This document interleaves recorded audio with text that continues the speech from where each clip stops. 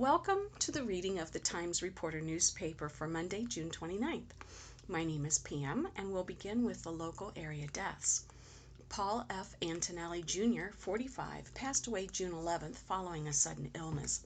A memorial gathering with social distancing being observed will be held Wednesday, July 1st at 1 p.m. in Dogwood Park in North Canton, East Pavilion. Emmanuel H. Schlebach, or also known as Manny, 90, of Millersburg, passed away on Saturday, June 27th at the Altman Hospital following a brief illness. Funeral services will be held at the Affordable Barn Company, Millersburg, on Tuesday, June 30th at 9 a.m. Calling hours will be held at the same location on Sunday and Monday, anytime after 1 p.m., with a no handshaking policy being observed. James B. Burris, or Botu, age 73, a former resident of Dover and New Philadelphia, and more recently of the Ohio Veterans Home in Sandusky, passed away there on Thursday, June 25th, quietly in his sleep. In keeping with Botu's wishes, there will be no visitation or funeral ceremony. Eugene Bernard Rugh, R-U-G-H, 75, of New Philadelphia, passed away June 24th at New Dawn Retirement Center after a period of declining health. A visitation and mass will be held at St. Joseph Church in Dover, Ohio, with burial to follow later in the month. Orrin Robert Anderson, 85, of Bolivar, died Friday, June 26th at Richmond Medical Center in Cleveland.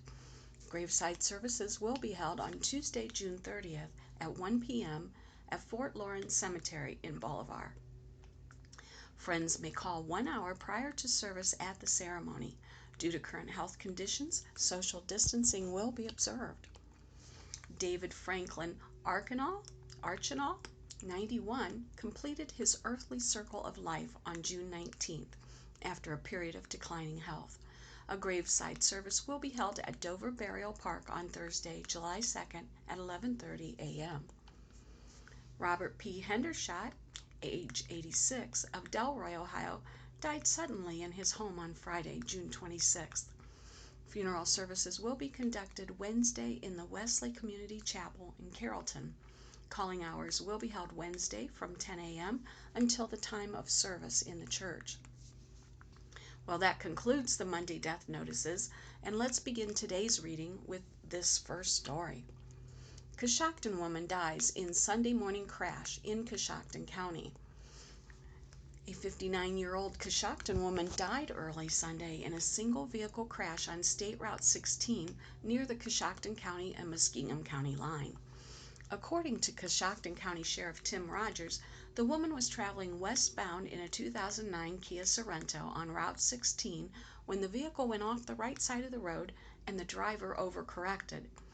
The vehicle then went off the right side of the road again and up an embankment before overturning on the driver's side. The vehicle continued moving and overturned again, coming to rest back onto the wheels. The driver was ejected from the vehicle during the crash, and she was pronounced dead at the scene. Speed is considered to be a factor of the crash, Rogers said. The accident remains under investigation. The name of the victim is being withheld until family notifications are made. Assisting the sheriff's office on the scene were the Coshocton County EMS, Conesville Fire Department, Coshocton County Coroner's Office, REACT, and Prince's Wrecker Service. Well, our second article is The Loss of a Hall of Fame Week, Another Devastating Hit to Tuscarawas Valley Region's Tourism, by Lee Morrison. Multi-million-dollar losses to the tourism industry and economy in the Tuscarawas Valley region are expected after the cancellation of the Pro Football Hall of Fame Week in Canton. This is just the latest devastating impact from the coronavirus pandemic, which forced cancellations of the Hall of Fame festivities, says Dee Grossman, Executive Director of the Tuscarawas County Convention and Visitors Bureau. The Pro Football Hall of Fame announced Thursday that the preseason opener scheduled for August 6th has been canceled due to the pandemic. The Hall of Fame game was slated between the Dallas Cowboys and the Pittsburgh Steelers. The Hall of Fame enshrinement ceremony on August 8th has been postponed until 2021. The health and safety of our Hall of Famers, fans, and volunteers who make Enshrinement Week so special remains our top priority, Pro Football Hall of Fame President and CEO David Baker stated. The Hall will honor the Centennial Class of 2020 next August, along with what promises to be an equally spectacular Class of 2021, as part of a multi-day celebration of football with an atmosphere that will deliver for fans twice the fun in 21. According to 2019 figures, the Hall of Fame Festival and game attracts nearly 700,000 visitors who spend $80 million during that week. Although the bulk of that money is spent in Stark County, adjoining Tuscarawas County gets an impressive share. Within Tuscarawas County, there are 12 hotels and numerous bed and breakfast locations that amount to nearly 1,300 rooms. In a normal year, nearly all of our rooms would be full, and the economic effect of that near capacity occupancy would bring in over $130,000 in hotel room revenue per night, Grossman said. Add dining, gasoline, souvenirs, and other visitors' expenditures, those overnight visitors would spend upwards of $1 million per day. Additionally, if 1% of the visitors to the Hall of Fame festivities would drive to Tuscarawas County for the day, those day trippers, who spend an average of $116 per person, would generate another $1 million in economic impact. The loss of revenue isn't limited to the Hall of Fame festivities. The coronavirus pandemic has been economically devastating to our country since its beginning, Grossman said. In April, the first full month that Ohio was in lockdown mode, we saw an average of 18% occupancy spread throughout the month in area hotels, compared to the nearly 90% occupancy in April of 2019. To put that into dollars and cents, Tuscarawas County hotels generated $1,267,300 in hotel room revenue in April of 2019, compared to this year, they generated $297,337. Because the Tuscarawas County Convention and Visitors Bureau operates on lodging tax, which is 3% of the total hotel room revenue, our budget has been decimated as well. The damage extends to other visitor services such as restaurants, theater tickets, museum admissions, and all other events normally scheduled for the year.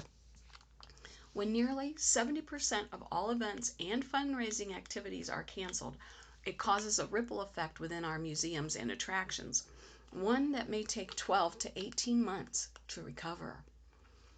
Wow. Our next article is titled, Extensive Damage to the Sugar Creek Area Home After a 3-Alarm Fire by Lee Morrison. A state fire marshal is investigating the cause of a 3-alarm fire that caused extensive damage to the Dwayne and Becky Miller residence at 8960 Steinbray Ridge Road Northwest in Sugar Creek on Friday night. Nobody was injured, and family members were not home at the time of the fire breaking out.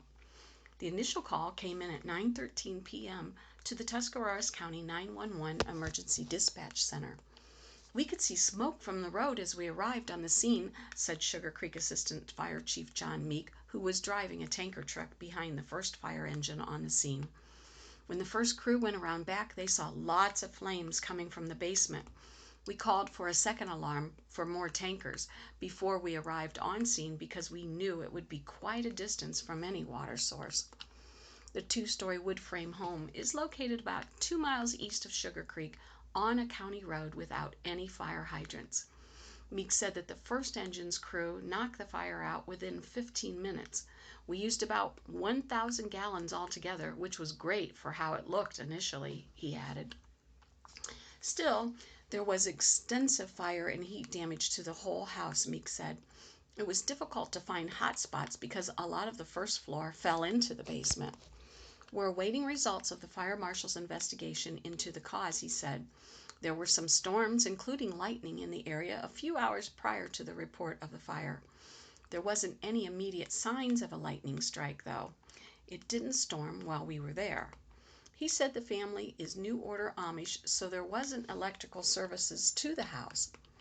The third alarm was sounded because initial firefighters saw the volume of smoke, and we thought we might need more crews to rotate personnel, Meeks said, adding about 30 firefighters were on the scene. They cleared the scene about 2.5 hours after arrival. Firefighters and/or tankers were dispatched from Sugar Creek, Baltic, Dover, New Philadelphia, Wayne Township, Dundee, and East Holmes Fire District in Berlin. New York Township firefighters were diverted to stand by at the Sugar Creek Fire Department station in case any other fires in the coverage area. Tuscarawas County Sheriff deputies helped with traffic control at the scene, and Baltic and Sugar Creek each had an ambulance on the scene. We're thankful for the mutual aid, Meeks said. Everyone did an awesome job of getting there, knocking out the fire, and helping out overall. Wow. Our next article is titled Amateur Radio Operators Join Others Around the Country in Field Day by Nancy Molnar. Dover amateur radio operators took over the grandstand at the Tuscarawas County Fairgrounds at 2 p.m. on Saturday.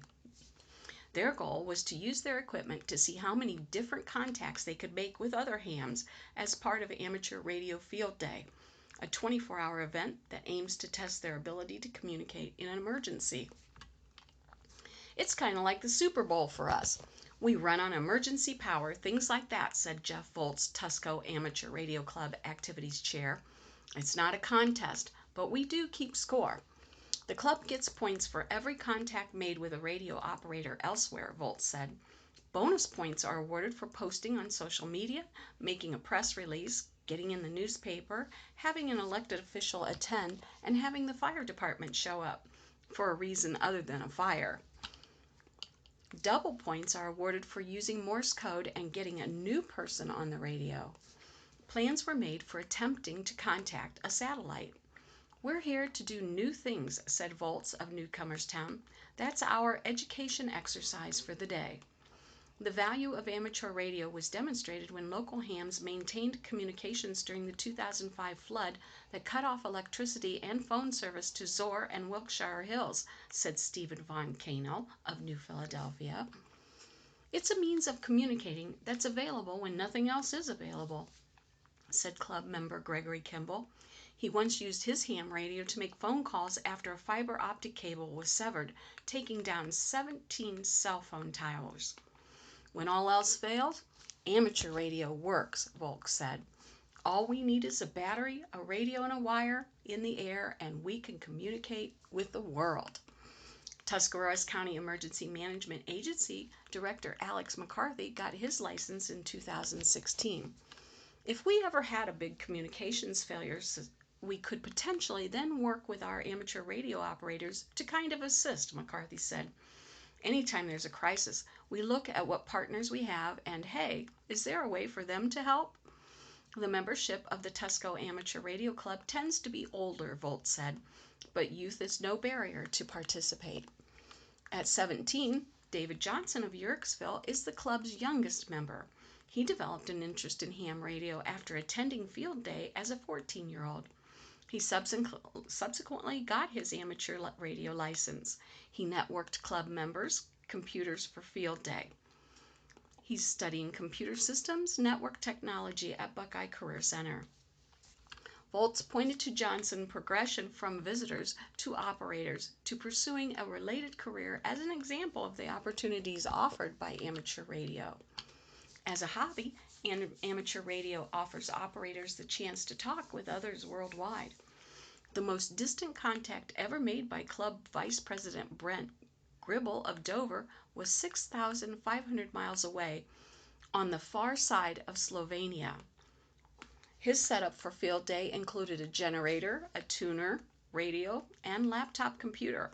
His 117-foot-long antenna, the same one he uses at home, was strung from beneath the grandstand through the trees. Staging at the grandstand will give radio operators an idea how signal travels at the structure, he said. To test your emergency abilities, that's the idea of Field Day, Gribble said. They encourage people to set up in different locations every year.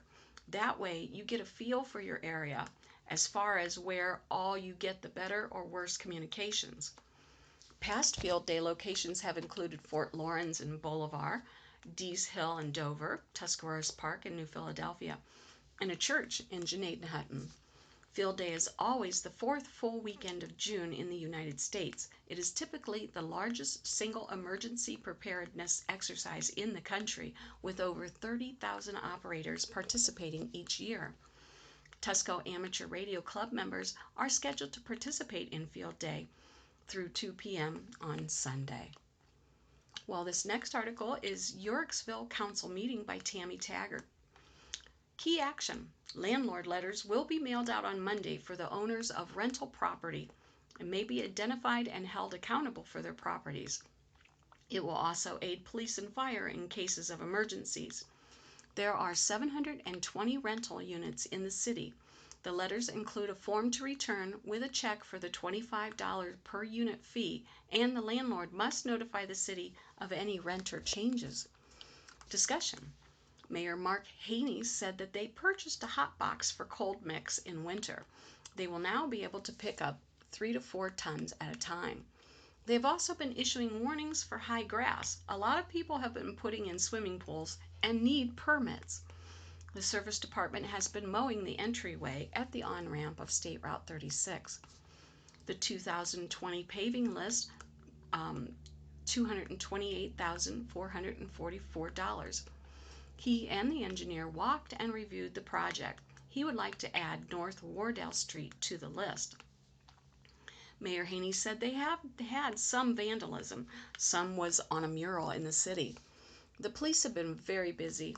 He was asked about initiating a curfew, but he asked the council to make its wishes known on the subject. He received some questions about fireworks since the state has a bill on allowing them. Right now, fireworks violations are being cited or confiscated. Eric Harmon said he has received complaints of speeding in the East 6th and Dawson area. Belle Everett, city service director, said there have been in contact with persons interested in the PartsMart building and land for equipment storage, but the semi-traffic would be difficult to accommodate with the current roadway conditions. The city is also in discussion with another employer who could bring 30 to 50 gas and oil jobs to the city. Bob Baker said the ordinance committee is working on ordinances for fences, manufactured homes, and pets.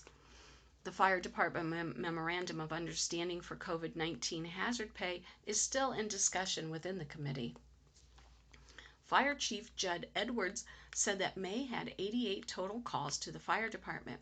66 were EMS related, with 42 patients transferred to the hospital. June is seeing an increase for the month so far, with 121 fire department calls.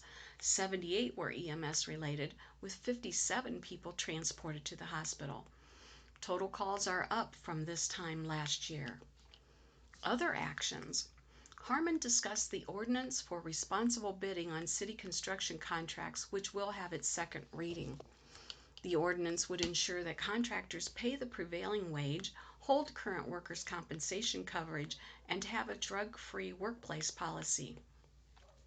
Jim Zuckel asked if the letter to Southern District Court had been sent requesting a tougher stance on cleanup citations. It was determined that Solicitor J.J. Ong was asked to draft a letter. He also asked about the compiling of the demolition list. It is still in progress. A discussion was then held about blighted properties in the city. A long discussion was held about the administrative assistant position that Mayor Haney seeks to hire after a move to approve the job rate of pay was given. The discussion was finalized by a vote of council that resulted in an approval for Mayor Haney to hire for a combined position as administrative assistant water park manager at a rate of $12.50 per hour. The position would be full-time and eligible for insurance. If the position is not combined, the administrative assistant would receive $11.65 per hour. Second readings were held on a fence ordinance and the ordinance for responsible bidding on construction projects. First readings were held on ordinances for boats and junk vehicles and an ordinance that it is unlawful to have loose grass on the roads, sidewalks, and gutters, an ordinance on grass and weeds, and another for the use of golf carts in the city. A resolution was passed on the handling of the coronavirus relief funds to be received from the state.